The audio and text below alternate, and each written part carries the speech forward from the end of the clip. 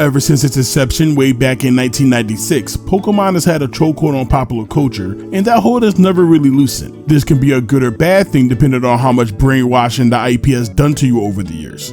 Being the highest grossing media franchise in the world, it's no stranger to merch. From normal things like the TCG, rugs, clocks, stuffed animals, and action figures, to stranger things that I thought was totally something else at first glance. And since Pokemon's original medium is video games, the series obviously extended past simple monster collecting RPGs once the franchise begun to take off.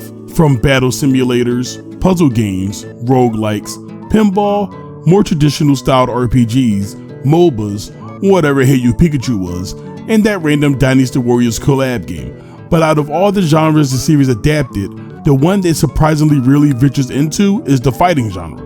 With a series that centers primarily around capturing and fighting various kinds of monsters, you'd think the opportunity to create a fighter around the subject would come up more often. But no, out of 130 games, the only one that does this was Bamco's Pokken, that released way back in 2015 for arcades, 2016 for the Wii U, and an enhanced port for the Switch in 2017. And from what I can remember from our time with it, the game was really good, offering a unique take on the genre by combining both an arena fighter with a more traditional one. And for what it was worth, it worked. But I feel like most people, including ourselves, would have rather taken a game that focused mainly on being just an arena fighter or a traditional one. Nothing against Pokken. Once again, that game didn't have any right to be as good as it was. But we personally would have loved to see a fighting game that was a little less busy based around the series. Other than that one standalone, there's also the various Pokemon included over the Super Smash Bros. Line of games, but that's it. So just like everything else in the world of gaming, leave it to the indie developers to pick up the slack when there's untapped potential in need of mining. And today, on the Runback, we'll be looking at two such games that attempt to tackle this apparent big brain concept for the Pokemon series. And yeah, as far as we know, there's only two, but it's one more than the official games, so take that, I guess. This is Team Crossbody, and this is our look at both Pokemon Type Wild and Pokemon Close Combat.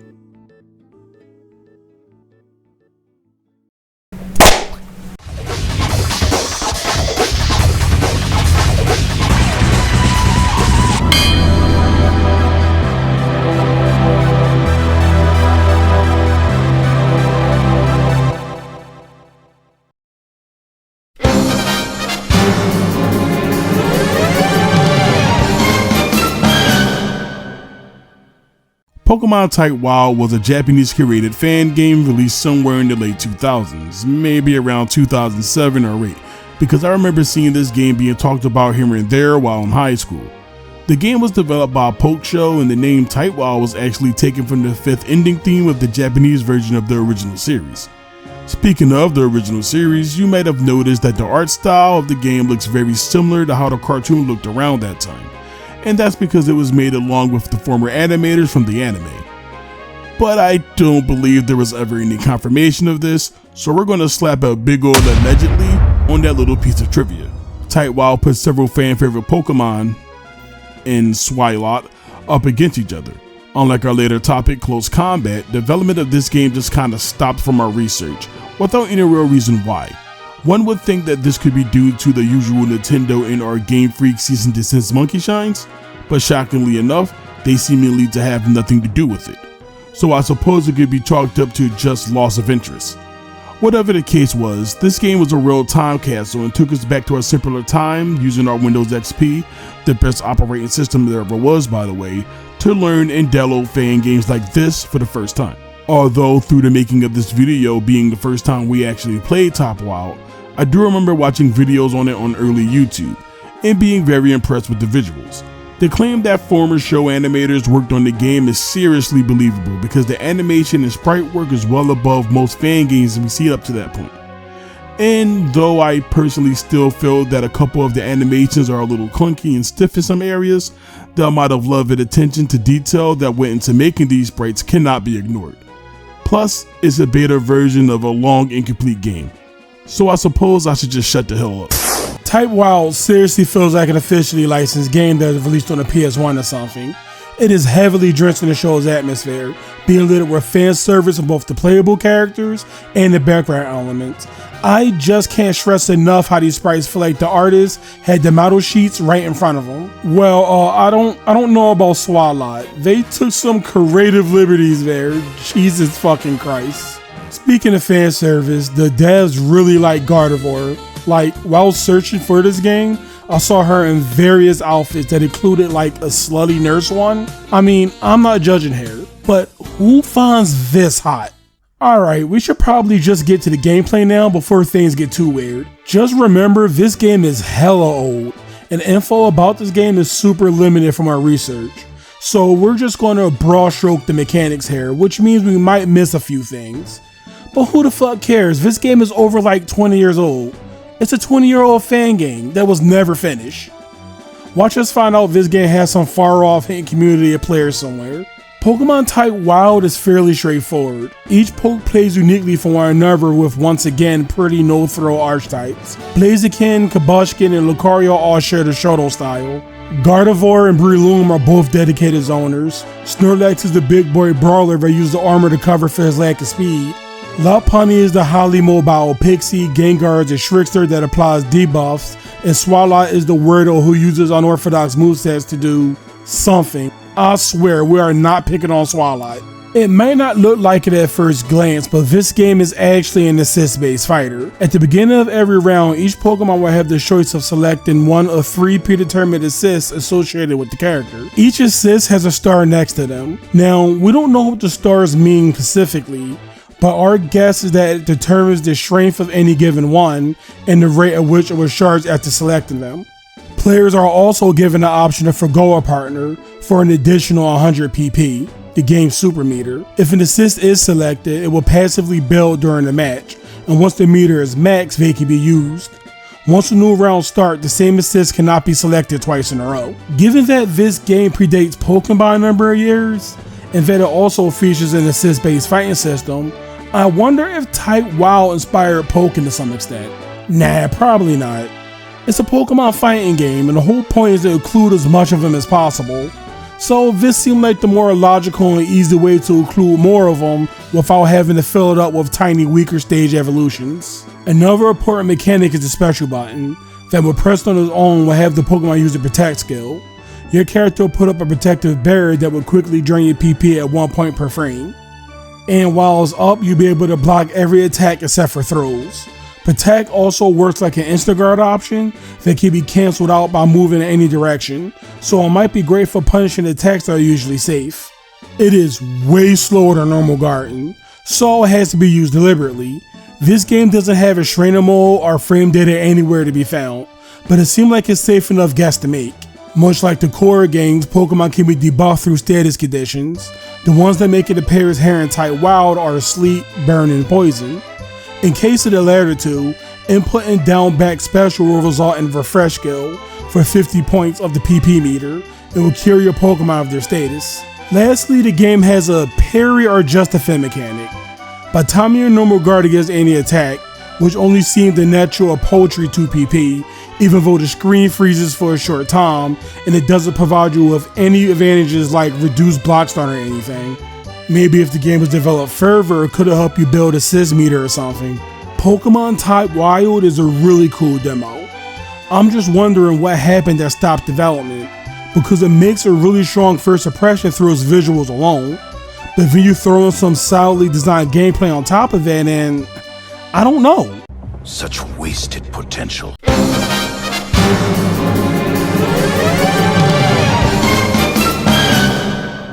Close Combat was released for download in February 2023 and was developed by Battle Capacity, which happens to be the name of an early fighting game they created that focused more on the fan-made Pokemon from Smogon's created Pokemon metagame instead of the canon characters found in Close Combat. If you so happen not to know who Smogon is, it's a group dedicated to creating comprehensive guides on competitive Pokemon battling, offering resources such as optimal movesets, team building, and even dictating various character tiers to try to rank Pokemon to several groups based off their perceived power and usage in competitive play. These tiers decide which Pokemon can be used in various metagames, and that not one Pokemon is too strong to enter that tier. Anyway, back to Close Combat. This is what they would consider a beginner-friendly fighting game.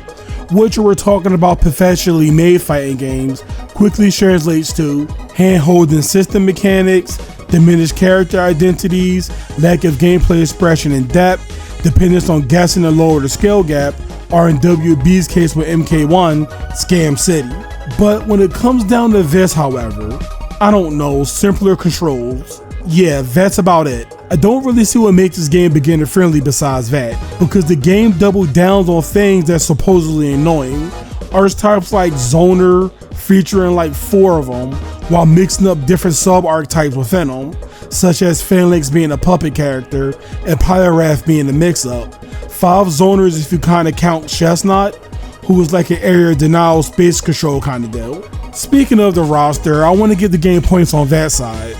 It's not just for the different gameplay styles it provides, but for the kind of Pokemon they choose, of which, if I'm understanding right, are mostly done by public polls.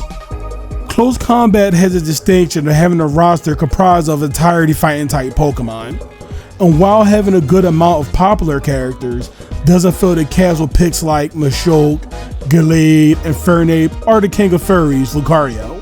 It has some of the little fringe guys like Poliwrath, Chestnut, Phalanx, Scrafty, and Metachamp. And seeing a Pokemon fighting game having some of these weirdos we usually have in our teams from various games makes me happy, you know? We were really impressed with how many different gameplay styles paired well with the chosen monster. We got some pretty obvious ones like Beware acting as a grappler, or Blaziken being a Shoto, or even Primate being Rushdown.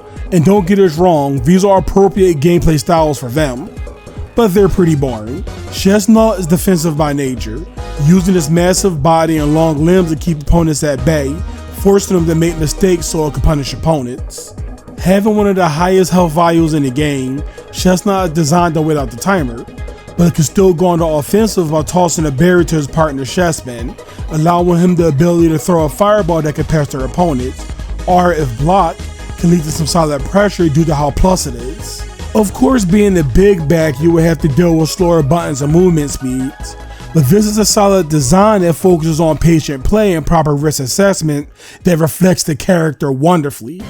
Sticking to the theme of big boys might as well be Chestnut's opposite in Great Tusk. This character relies on mix-ups to get the job done, and although its normal movement speed isn't anything to take home, once it enters the rolling stance, they're capable of steamrolling opponents by smothering them with constant mix-ups, leaving them no room to counterattack, which is a pretty rare archetype to give a big body character, and thanks to this thing just crapping damage from all angles, all you need to do is get in, which at times can be the biggest challenge. But it also has the highest health in the game, allowing it to make tons of mistakes while trying to get into its preferred range. Once again, this is a pretty cool character design that based around a much more savage version of Donphan. Out of the 1,000 Pokemon to choose from now, there's no character more fitting for the item-based archetype than Scrafty. Being a hoodlum Pokemon, Scrafty doesn't fight fair and smuggling in items to use during the fight, from anti-airs, projectiles, and traps. It also uses Hitchman Scragglies to do some of the dirty work during the fight as well. While not the most original design, it certainly fits the character. Let's take a look at one more fighter. In Pokemon, a major part of the series lies in training your monsters to grow strong enough to evolve into more powerful forms. And this element shockingly makes a transition into close combat through the Scuffle Pokemon, Tyrogue. Now, I already know what you're thinking. Who the fuck is Tyrogue?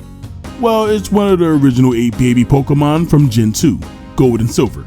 You do remember Gold and Silver, don't you? Those are the games that everyone ignores the main region of Johto and just talks about the post-game revisit to the creepily empty Kanto and its equally creepily underpowered gym leaders. Anyway, Tyrogue's gimmick is that it had the ability to evolve into 3 different Pokemon, depending on its stats, and this gimmick is mimicked pretty faithfully here. When the match begins, players will take control of Tyrogue, who is a pretty weak character compared to the rest of the roster when it comes to damage and health. But by doing specific special moves to raise its punch and kick gauges, Tyrogue upon entering the second round will transform into one of 3 Pokemon. Hitmonchan if the punch meter is higher than the kick by 3 points, Hitmonlee if the opposite, and Hitmontop if both gauges are close enough in number. If it fails to manage to fill those gauges by at least 3 before the next round, then it won't evolve at all. If Tyrogue manages to hang on long enough to gain 3 stocks of meter, then it could force its evolution on the spot without having to wait until the next round. But if you're that good with a bare Tyrogue, then you might as well keep playing with it anyway by canceling that evolution by pressing B. Now I say that because Tyrogue may intentionally be the weakest character in the game, but weakest doesn't exactly translate into being bad, because it has its own complete toolkit for doing what it needs to do, and that's to get in and rush that ass down. Once Tyrogue gets in, it could be an absolute mixed machine with its pretty solid speed, normals, and special moves. It doesn't do a ton of damage, so you're encouraged to be as scummy as possible in order to keep your turn going and to throw that gauge up where you want it to be. It's an uphill battle, effectively starting the match at a deficit, but Tyrogue is a fun design on its own that spending time in that form isn't entirely irritating to play.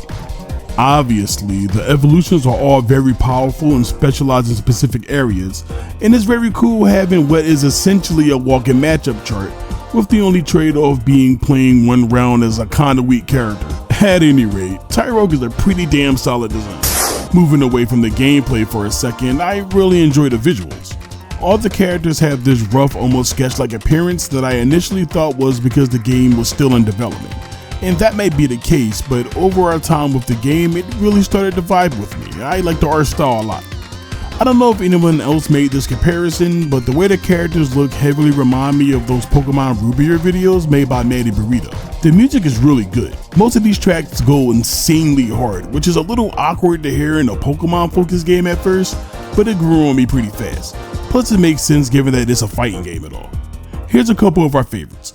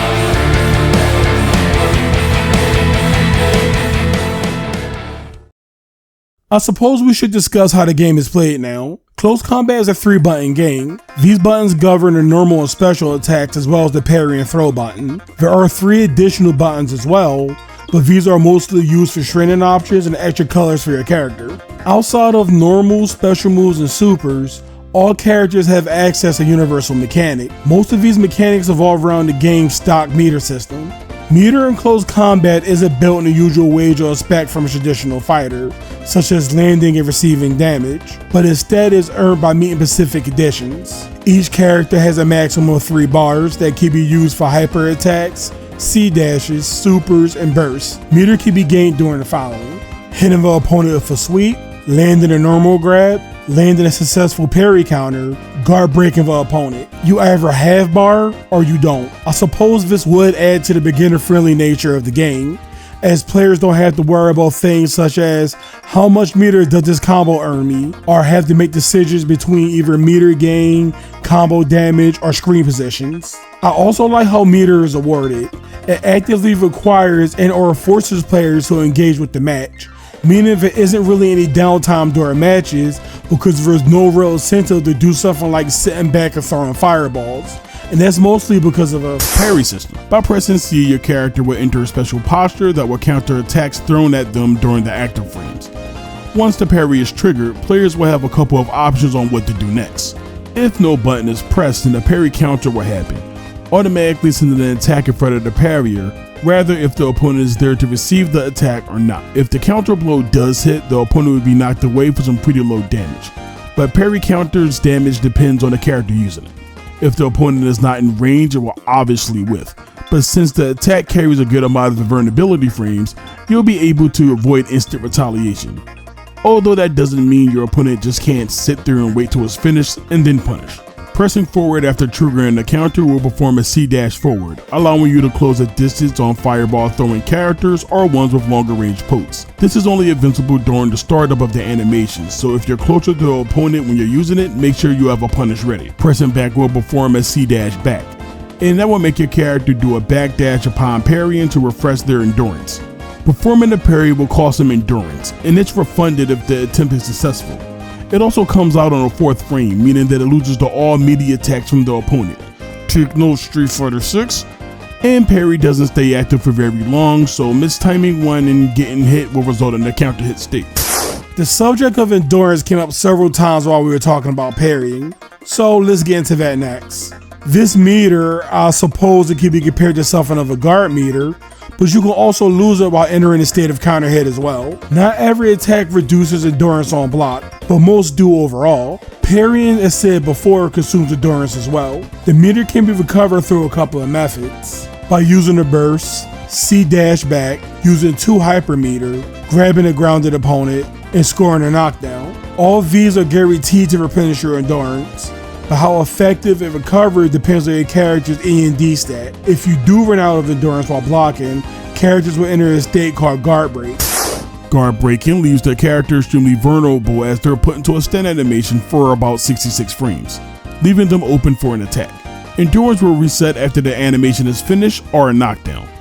There's a couple of oddities that take place during a guard break. Sweeping an opponent immediately after the state occurs will not net the user meter.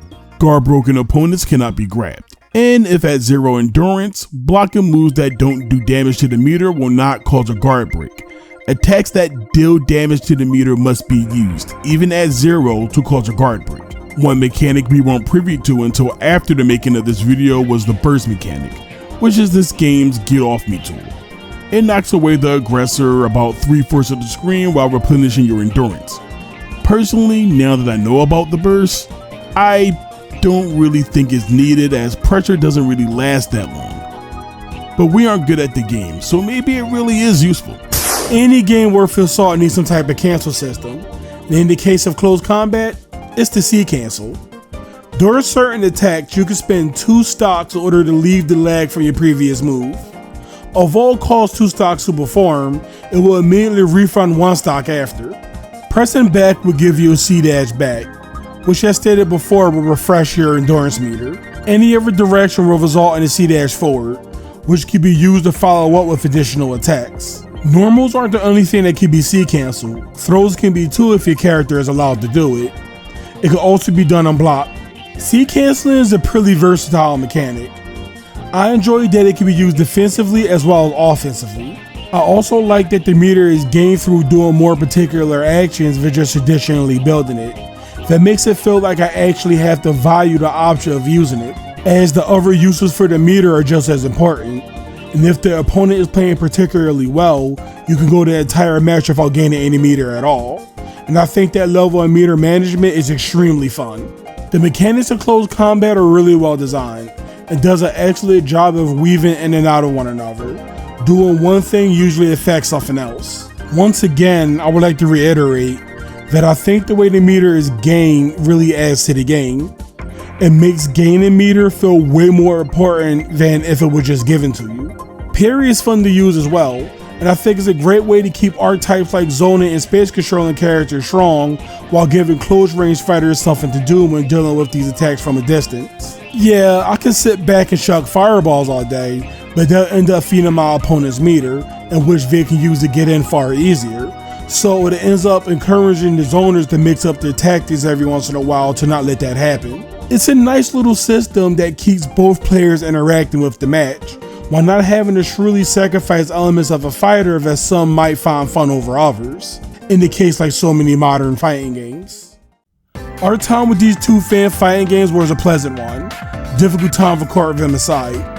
It was neat seeing the past and future of the concept of a more traditional take on a Pokemon fighting game. Type WoW is an awesome time capsule of both fan games and the Pokemon series itself, with amazingly anime accurate character sprites that absolutely hold up, and fan service to a period of the series of which we grew up. And speaking of still holding up, the gameplay, although justifiably undercooked, is still really solid to play, which really ends up staying all that harder because we didn't see the fully realized version. Close Combat is amazing for its charming hand-drew sprites and surprisingly sick soundtrack, to its actually well thought out mechanics that does a great job of being easy for beginners while having the complete fighting game experience for those hardcore to the genre, while still being fun. It's an excellent example of a fighting game having its cake and eating it too. A lesson that these multi-billion-dollar companies need to figure out with their fighting games, and it's still being updated, with the devs being deeply entrenched with the community in terms of communication and feedback, and will continue to grow and be awesome. So after playing these two great games, I don't know why Pokken is the only fighting game the IP can muster after all these years. Maybe if Nintendo, Gamefreak, or whoever stopped trying to shut down every attempt from the fans to pay tribute and show their love to the IP they created, it could be noticed that there's a little bit of demand for something like this. If they don't care about the gameplay, then the idea of a never-ending stream of DLC characters to expand the roster over years should have at least got their attention by now. Maybe we're missing something. To anyone who has a reason or a theory to why there's not a whole lot of Pokemon-based fighting games, feel free to tell us in the comment section. With that, Season 2 of the Runback is finished. We'd like to thank everyone who watched up to this point, and to the new people finding our channel through this video. How about clicking on the card above to watch the entire season maybe? Well, whether you do or don't, we here at TCB appreciate you checking out this video nonetheless. And we'll see you next season on the Runback.